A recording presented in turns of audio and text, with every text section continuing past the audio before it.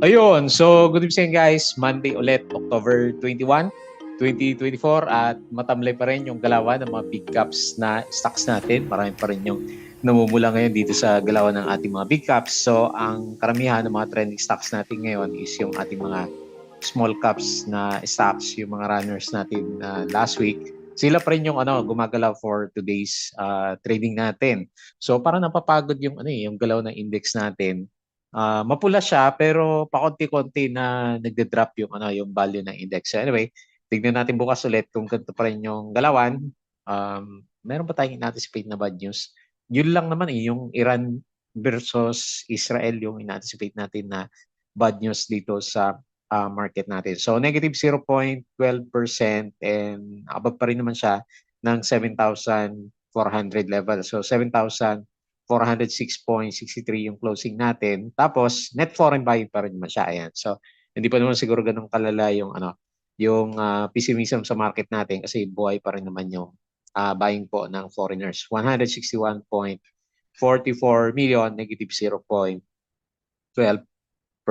yung galaw ng ating market. So meron pa tayong masyadong malakas. Si ECP, nakita ko, nag-spike kanina. So nag-close siya dito is 25%. So siya yung pinaka maganda yung galaw dito sa mga penny stocks natin. So ito po yung ating mga trending stocks. So continuation ng last Friday na galaw. Macro Asia, nag-up siya ng 3%. So malakas pa rin to, no? Ang hirap bitawan ng umakit na stocks, no? So meron pa rin naman siyang tagatulak, 12.77 million net foreign buy. Pero overbought na tong si Macro Asia natin. Tapos si ABA, ayan, bukas siguro yung moment of truth nito kasi last Friday namula, tapos ngayon nagberde siya ulit. So 4.88%, meron siyang 372.95K net foreign buy sa market. MRC, profit taking pa rin. So magre-retest ulit to ng support. Negative 4.95%, minus 685K. Net foreign sell. FCG, pumitik to ng 0.94 yata to kanina. So nakapagbawas ako kanina dun sa 0.92. Pero nag-close siya is 0.91. So negative 1.09% and meron siyang 900 pesos na net foreign buy. Si dito, ayan, mainit si dito, no? Pinag-uusapan siya since last week kasi yung RSI niya, umabot na siya ng 18, di ba? So sadyang sagad na siya. Ayun, finally nagkaroon siya ng bounce. Technical bounce siguro. Pero di ba, ang usapan natin dito yung kanyang stock rights o follow-on offering, nakalimutan ko, yung kanyang pagbebenta ng additional shares by December which is 1.522 pesos. So nag-bounce siya and then nag-up siya ng 2.92%. Meron siyang 571K net foreign buy. Tapos si OGP, representative siguro to ng mga minero, mga mining stocks kasi mining yung di ba, malakas sa galaw natin kanina umaga. So nag-up siya ng 3.87%, minus 4.56 million. So net foreign sell siya. Pero nag-breakout siya doon sa previous high niya. Ayan, congrats po kung meron kayong OGP. So umabot siya, nag-resist sa pinaka-peak niya last time, resistance. Nag-pullback ng konti, sumakay sa MA9 and then nag-breakout kanina umaga. So sa umaga pa lang malakas na siya. Ayan, so very good para kay OGP natin. So karamihan ng mga gumalaw is mga penny stocks, no? Yung karamihan na gumalaw sa market natin for this Monday's trading natin. Ayan, so disclaimer pa rin guys sa mga bago sa channel natin. As usual, yung ating review is for education purposes lamang po ito. So wag niyong gagamit ito as a reason para mag-buy, sell, or hold ng stocks. Meron po kasing risk na involved sa market. Due diligence na lang po ako ng stocks yung gusto mong bilhin. And then follow mo lang po ako dito sa ating Palavi Trader na YouTube channel. Subscribe ka lang guys para updated ka sa mga reviews or kung gusto mo by November ulit, join ka dito sa trading community naman natin. So andito nga yung ibang mga kasama natin. So sa mga nakasubscribe, as usual po, maraming salamat doon sa usual na viewers dito sa trending stocks, mga company reviews natin, mga sample trades, basic indicators. Nag-aral ka ba over the weekends? Ano ba sabi ng chart natin? Parang topish siya, di ba? So ayaw mag-breakout. Fundamentals, yung mga risk management and yung basic na PSC stock market studies naman natin. So sa crypto, follow mo na po ako dito sa ating Palaboy Trader Crypto ko to para pag hindi gumana si Palaboy Trader natin is dito tayo nagpo-post ng update na lang. Tapos sa Facebook natin, follow mo ako sa Palaboy Trader na Facebook account natin para pag hindi ako nakapag-post sa YouTube, dito ko ilalagay. Facebook page, yan, follow mo na po. Sa articles, Bodega Peak sa local market, crypto and US markets, follow mo na lang po. So tignan natin yung ano ba yung balita ngayon dito sa markets natin. Meron tayong summary na lumabas eh. So 7,406.63. So naghanap siguro ng catalyst si PSE. Buti na lang may bumibili pa rin. Hindi pa rin nagbebenta naman yung mga foreigners, negative 0.12%. Bakit puro red yung candle natin for this time? Tapos yung summary muna. Okay, so tingin tayo dito sa summary ng market. So 161.44 million net foreign buy pa rin naman. Ang pinaka-winner natin for today is mga minero kasi maraming balita na naglabasan dito sa Twitter, marami din siya. Yung mga silver, mga metal products, silver, gold is pumipitik yung mga galawan po nila. Ayan, so tumataas siya. So tinamaan dito is property negative 0.24 pero malit lang. So medyo sideways nga yung pinaka overall picture po ng markets naman natin. Ayan, so sa halimbawa nito yung balita silver prices above 34 for the first time since 2012. Ayan, so mahal yung mga mukhang may konting rally sa mga mga metal products natin, mga minero. Okay? So foreign funds bought AUB, BDO, BPI, CBC, SLF, Alter, Meralco, CNPF, Jollibee, ABA. Okay, so kaya pala pumipitik. AC, Ali, Erich, SMPH, dito at saka si Macro Asia. Foreign funds sold, ito naman yung mga binenta. East West, Metrobank, ASEN, APF, Gen, DNL, EMI, Monde, Aboitiz, AJ, Costco, CLI, MEG, si MEG hato, no? MRC, Robinson, Globetel, NC Converge. Okay. So yung iba na na-post natin, Jollibee, fast food giant delivering superior growth.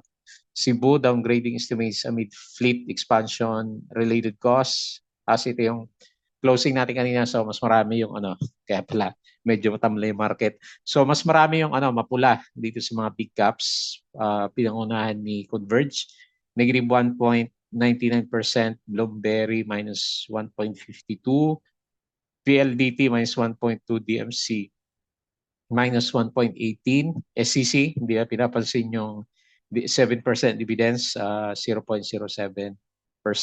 So dito sa winners is CNPF 1.57%, GGS 1.34% at saka si Monde 0.95%. So makita mo dito, majority is nag-pullback yung mga big caps na stocks natin. Gold futures, ayan, ito yung kanina.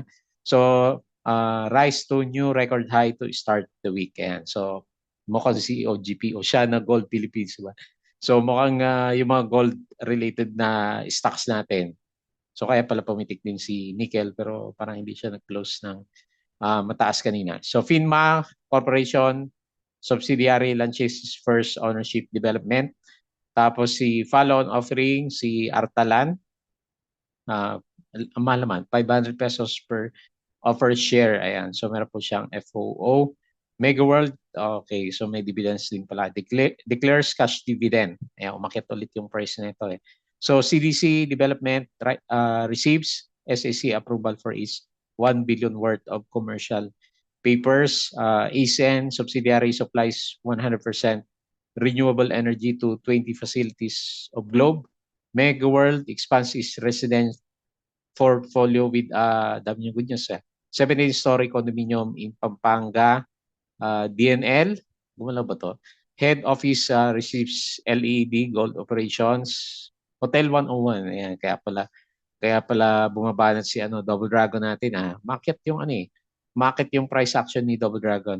Anticipates earning 27 billion from foreign currency revenue with Hotel 101 Global Private Limited, first 3 international projects. Ayan. So malalaki pala yung mga buildings niya dito. Ang laki 27.2 billion inflow. Citicorp Renewable Energy, CREC, no? Subsidiary partners with Levanta Renewables. Pero hindi naman to pumitik. Ma'am April, sharing column this week why I don't think lower rates are enough to drive sustainable turnaround of property stocks. Hindi pa rin yata maganda yung mga property stocks daw natin. DNL, okay na yan. MEG, Alter, consolidating its land asset through acquisition of Triple Play Land Corporation. AC, the recent sale of Ayala Corporation's 50% stake in AC Ventures to Mitsubishi. Para kay GCash to, ayan, last week yan. CREC, new partner is owned by Actis, which recently plans to invest $600 million in Meralco Terra Solar Project. Ayun, so nagko-combine si CREC at saka si SPNEC, di ba? At saka si Meralco. Sa Bedra, CREC Tops Global Partner for Major Wind Energy Push. And the block sale strikes again. Robinson's Land, block of RCR at 5.3% discount. And nagbenta si RCR natin. Stock recommendation, galing kay PhilStock AC, 800 daw, 852. Canada and the Philippines most saw their central banks pivot before the US Reserve. So interested to see if Canada will continue cutting and how aggressive it will do it. Okay. So here are the following stocks to look out for. So ito yung binabantayan ni PhilStock. So si dito, gumalaw, corporate stories. Ano bang meron dito? Nabasa natin to, di ba? MEG, FGen, renewed is renewable energy supply agreement with General Milling Corporation. Dito, aims to double home broadband. Bawal lumalabas mga good news niya. Artalan, investing 1.7 billion in its subsidiary. So yan na rin. Yung mga nabasa natin. Ayan, Double Dragon, yung mga nagbantay. Kay Double Dragon, malaki din yan. 25% stocks dividend payable by November 14. Ayan. Ayala, okay na yan. Tapos, share buyback. AGI, Costco, Robinsons Retail Holdings. So ito yun, Robinson's Land sold 318 million common shares of RL Commercial REIT at 5.86, raising 1.87 billion. Ayan. So parang 5% discount yata to, no? So hopefully hindi masyadong mag-react. Si RCR, FGen, and General Milling. So okay na yan. Futures, open higher ba? Parang mapula yung ano. Nakita ko na kanina. Okay, tapos yung mga news natin last week. Okay. So yun lang po yung mga na-post natin. Wala naman negative news, 'di ba, na pwedeng mag-cause ng massive correction dito sa market natin. Pero bantayan lang natin kasi parang nakita natin unti-unti na nagpa-profit taking yung mga big caps na stocks natin. Okay? So guys, yung ating Patreon ulit. So malapit na ulit ang November. Yung mga gusto mong sumali, so pwede yung mga gusto mag-test ng Patreon channel, nandito kasi yung mga guides natin sa trading, mga stocks na binibili, yung ating regular weekly na meeting. Tapos meron tayong chat para doon sa daily na trading natin. So pwede mo pang i-check yung Patreon channel natin. Okay. So balik na tayo dito sa chart. So based dito sa galaw, actually parang nangihina pa rin yung market, no? Mahina, no? 7,600. So nagko-consolidate muna siya, 7,100. Okay, so uptrend pa rin ba? Uptrend pa rin naman yung itsura ng index natin. Pero gaya ng sabi natin last week, meron siyang konting divergence. Ayan, so pababa kasi yung mga indicators versus nung price action natin. So nasa siya ngayon? So nasa testing ground si PSE. Pero may tendency na mag-pullback na based dito sa 4 na days na mapula ng pakonti-konti. So minsan kasi nag-uunahan na sa paglabas pag ganyan yung itsura ng market. Pero tignan natin kasi nasa bullish side pa rin naman yung RSI kasi 50, di ba? RSI 50 yung pinaka-guide natin sa kanya pag medyo nag-pullback na below. So doon na natin siguro makikita ulit yung formation ng higher low niya kasi parang hindi malakas yung yung higher low natin. Around 7.3, ito is 6.8, tsaka ito yung dati, 6.4. So ito yung mga critical na levels ng market natin na meron siyang pullback. Ito yung pinakamalakas na pullback niya last time. Pero okay. So hopefully, kung meron mang pullback yung market, retest lang siguro dito sa 7266. Tama, 7266. And kung wala namang massive na labas ng foreigners din, okay lang, di ba? Normal na pullback lang siya. So negative 0.12% na galawan. So nakita natin, yung galaw ng mga big caps kanina, marami sa kanila is nagpo-pullback, no? Sina Bloom, ayan, nagda-drop. Marami nagda-drop ngayon, ha? So tingnan natin, ICT, BPI, konti lang naman. Ayala Corporation, ayan, puro pullback sila. Mga less than 1% karamihan. Si PLDT, medyo pa pullback din siya, no? SCC, so ayaw, ayaw nila. Ayaw ng dividends. Si Bloom nga, si ASN, pa-drop lahat eh. Yung itsura niya, JT Cap, wala din eh. Monde, buti pa si Monde, maganda yung trend. Ali, pa-drop din yung yung pinaka-trend niya. Meg, ayan, si Meg, medyo maganda yung galaw ni Meg, kaya lang overbought na nga din siya. Okay. So yun yung mga major na movers sa big caps. Tapos dito sa mga winners, ECP yung halos mag 50% yata kanina, 40% ba? So umabot siya, nag-close siya 25%. Malit nga lang yung volume niya. So tingnan natin kung lalaroin. Parang lalaroin ulit yung mga mga penny stocks. Kasi mahina yung walang gumagalaw sa big caps. So next na pinakamalakas sa mga small caps, Primex 6.91% may volume. ABA, gumaganda si ABA, 4.88%. 7-Eleven, tama ba? Ang ganda ng galaw ni 7, no? Pa-breakout na naman siya. 4.17%. BHI, strong pa rin yung trend niya, oh. Okay, lumalaban talaga siya. Malaki ng volume niya, oh. 4.12%. Sino pa? Hanap tayo may volume. Macro Asia, so 3%. Yung closing natin, si dito, 2.92 plus. Okay. Medyo tulog si plus natin. Hindi naman masyadong pinag-usapan si plus as lag. Kulang sa volume pa pero parang bounce sa support. BLL, ito nag-spike kanina eh. So nag-spike siya and nag-close 2.34%. So marami yatang sa mga small caps, maraming gumalaw. APX 2.19 kasi puro 1%. So maraming mga naggalawan. Okay. So may mga naggalawan sa small caps. Sa mga loser stocks, sino naman yung humatak sa market natin, mga small caps? MRC, negative 4.95%. Sino pa? Hanap lang tayo may volume, walang masyadong volume. Yung iba, Baita, minus 2.56. Sino pa? Bank of Commerce, minus 2.44. Sino pa? CLI, ayan, pullback din siya, 2.1%. IDC, konti lang volume. SSI, minus 1.85%. At saka si Security Bank, minus 1.74%. Okay, mix yung mining, pati si Mark nag-drop. Hindi rin ganun kalaki, kaganda yung galaw po niya. Okay, so yun po yung galawan dito sa market. So silip tayo ng konti dito sa US. Mukhang mapula mami eh. Pakiramdam ko lang Kasi yung mga futures ng mga AI stocks na binabantayan ko pababa. Ayan. So medyo pababa siya. S&P futures minus 0.09. Dow futures minus 0.04. Nasdaq futures minus 0.25. So mukhang mapula yung galawan ngayon dito din sa US market.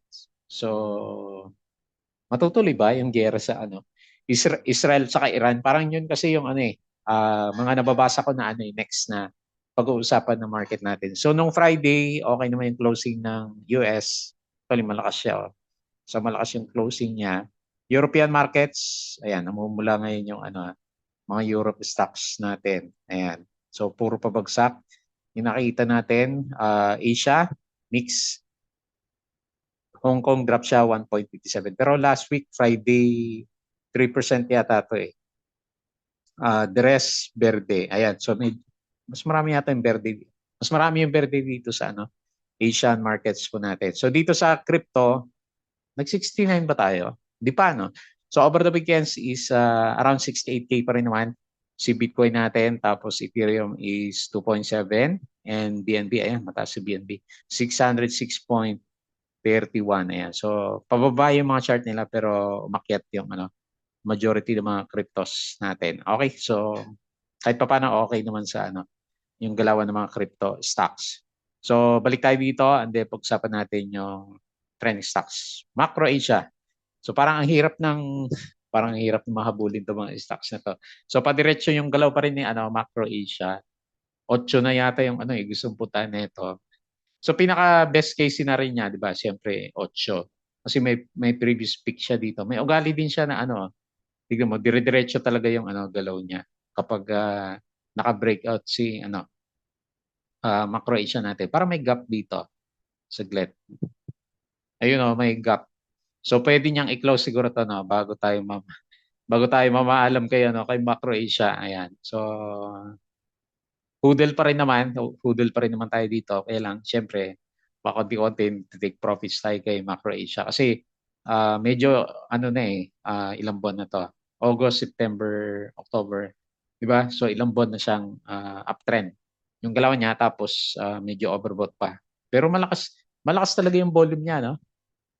Talagang gusto siyang i-push. Makita mo sa volume kung buhay yung yung stocks natin, di ba? So makita mo dito, malalaki pa rin ang volume niya. Tapos kanina, parang overbought na nga siya, di ba?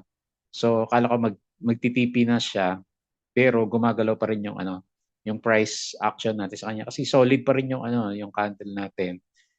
Up siya 3% and mapapansin mo naman, meron pa rin siyang net foreign buy na 12.77 million. So, malakas pa rin yung yung momentum ni Macro Asia natin. So, tingnan natin, hopefully maabot siya ng 7.7 and in the medium term is 8. Yung pag-uusapan natin kay Macro Asia. Kasi maganda yung trend niya talaga eh. Ayan. Ayan. So parang sinasagad na niya yung yung trend niya, pwede siyang nag-breakout na ba? Hindi pa no? Halos pa breakout siya. Pero nandito siya sa upper side ng resistance area natin. Ayan. So hopefully makapitik muna tayo dito sa 7.75 bago mag-pullback itong si Macro Asia natin. Okay? So medyo sagad. Tapos watch out mo na syempre overbought na kasi yung stocks natin. Ang hirap naman mag-tranche add kung overbought na yung mga stocks na. Ano sa tingin mo? Ano ba mas maganda? Buy more o TP-TP na lang tayo ng pakonti-konti? So ang ginagawa ko sa kanya at sinahuli natin to dito sa breakout area is patipi-tipi na lang tayo ng pakonti-konti kay Macro Asia kasi may potential pa rin nga naman talaga siya. May ugali siya na nag-i-spike pero pag nag-pullback siya, malakas din yung yung pullback ng price action niya, di ba? Ayan. So watch out niyo na lang kung papasok pa lang kayo kay Macro Asia natin. So bullish naman lahat ng indicators po niya. Okay? So catalyst wise, yung maganda yung niya yung anticipation sa earnings si Macro Asia. Next, ABA. So remains to be seen kung kaya niyang i-break naman yung yung MA100 kasi nakailang beses na siya, 'di ba, na nagkakaroon ng pullback pag malapit sa MA100. So ngayon, parang may konting breakout naman yung 'di ba? Yung candle natin o kung solid line ang pag-usapan, may konting breakout siya dito and then uh, nagre-resist dito sa MA100. Pero tingnan natin, alam mo, bukas kaya na niyang i-breakout yan and sunod na babantay natin sa kanya is 0.92. Maraming stocks ang piso ang target natin sa kanya, di ba? So ano bang price nitong si MRC? Si FCG yung alam kong piso yung tina-target din niya, di ba? So nag-up siya, malakas tayo ngayon. Binawi niya yung close na red nung last Friday. So nag-up siya ngayon ng 4.88%. Pero nung umaga pa lang, na siya biglang nag-upsurge kaagad sa 4%, di ba? Nag-drop siya ng konti kasi binabantay ko din siya. Nag-drop siya ng umabot siya mga 2% and then nagpa-pullback siya ng konti and then ayan, nag-stay ng matagal dito sa above ng 4% level. So meron siyang konting buy 372.95k. Ayan. So tingnan natin. Okay na. Actually nakabalik na siya dito sa trading range natin na to. Ayan. Kung itutuloy ko siya, makita mo yung candle medyo nag-breakout na siya. Okay? So hopefully dire-diretso yung galaw, meron ng momentum yung RSI and malakas din yung MACD formation. Okay? So maganda yung setup ni ABA. Next, MRC. Ito, di ba, alam naman natin, very volatile si MRC. Pero hindi natin expect na after 2 days lang, pullback ulit yung galawan natin sa kanya. So parang ganito, yung pinapakita niyang pattern. Ito yung nilalagay ko sa kanya last time kasi hindi pa naman natin alam. Pero parang ang pinupuntirya niya is ito. Di ba? Kasi lagi siyang untog dito, nauntog dito, nauntog dito. And ngayon, magre-retest na naman tayo. So, red pa yung candle. Safe na ba? Parang hindi pa, no? So, tignan natin kung ma-breach natin yung, yung RSI niya. Pero above pa rin naman siya ng, RSI 50 level. Ayan. So, yun nga lang, kung titignan mo yung picture, maghanap siya ng support level ulit. So, negative 4.95%, minus 680 K net foreign sell. Ayan. So, dalawang araw tayo na sell. Binawi din niya itong malalaking volume na to. So, dapat verde tayo bukas. Kung hindi, manganganib siya na mag-retest dito sa MA20. Okay? Next, FCG. Ayan, buti nakapag-set ako ng 0.92 kanina. Pero umabot pa siya ng 0.94. So, piso na ba talaga yung yung tatargetin natin kay nilagay ko sa 0.96 to yata last week kasi nga maganda yung closing niya. So, ngayon is parang perform muna siya ng flag. So, ilalagay ko na lang muna dito sa pinaka-peak 0. Tama ba? 0.94. Oh, tama, high. 0.94. So, ilalagay ko na muna dyan. Ang maganda makita sa kanya is mag-form siya ng flag. So, retest tayo bukas sa 0.89. O, hopefully, hindi siya mabasag para may chance pa na matarget natin yung above papunta dito sa piso. Kasi yun yung pinakamalapit na niya na psychological resistance diba, after ng 0.94 level. So, bumaba siya ng konti kanina. So, bumaba ng konti yung RSI kasi nag-loss siya ng negative 1.09%.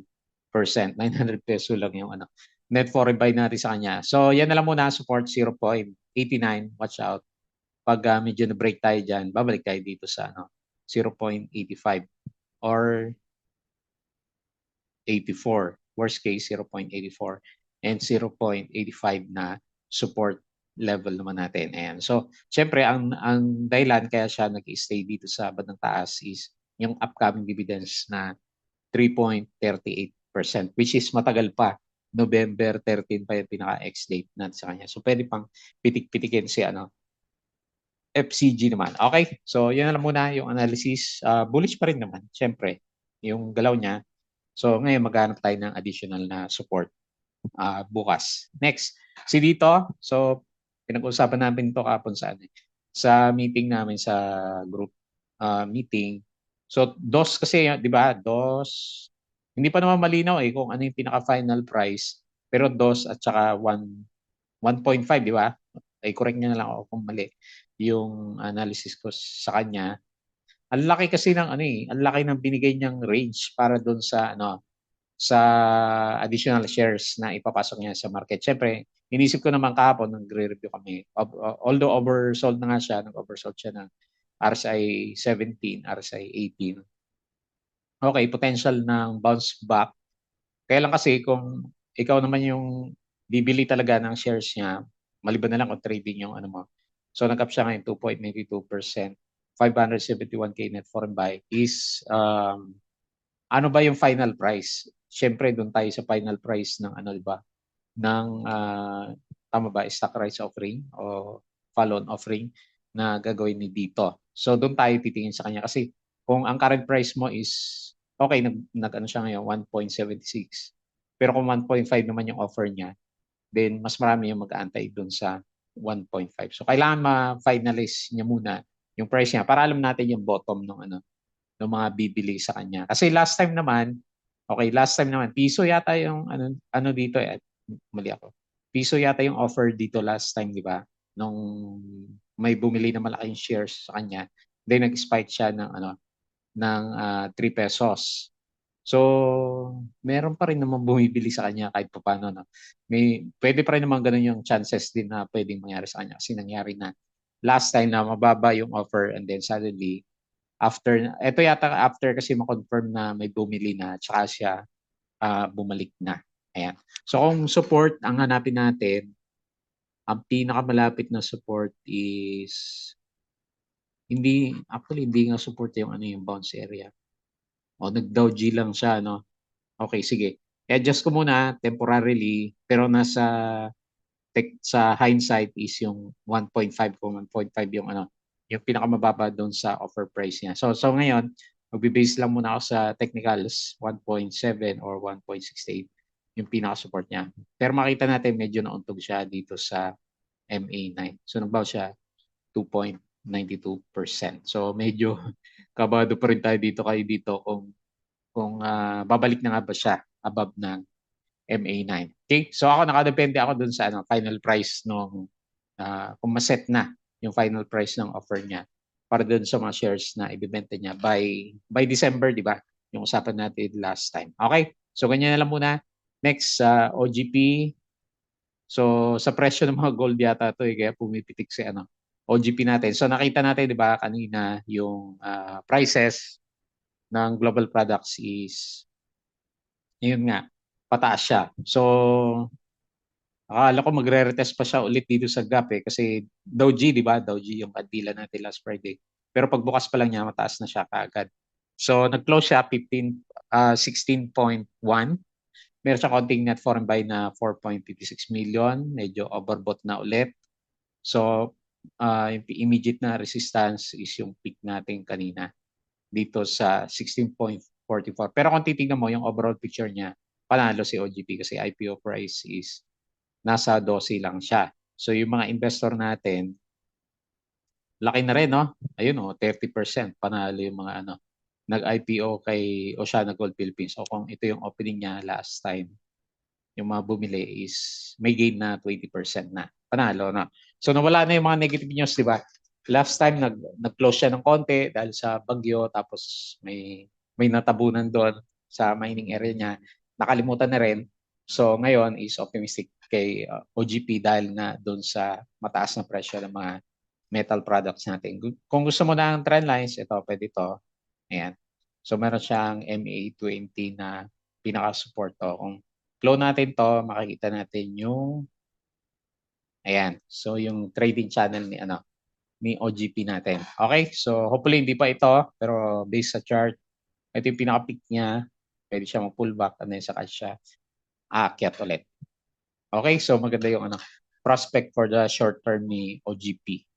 So yun lang muna yung ating review. So nag-aantay pa rin tayo ng news dun sa Iran versus Israel para makita natin yung reaction ng market. Pero yun nga, siguro nga hindi siya bumababa kasi nag-stay tayo dito kasi malapit na yung election, di ba? November 5 yung election sa US market naman. Okay po, so yun lang muna yung ating review for today. As usual, bago tayo mag-close, please don't forget to subscribe dito sa channel po natin. Join ka sa group kung gusto mo ng guide. Crypto ko to, follow mo na lang po. Facebook account, Facebook page, Bodega Peak, Twitter, and Patreon sa mga gusto ng guide sa trading sa market. Sali lang po kayo dito. So yun lang, maraming salamat. Kita po ulit tayo bukas.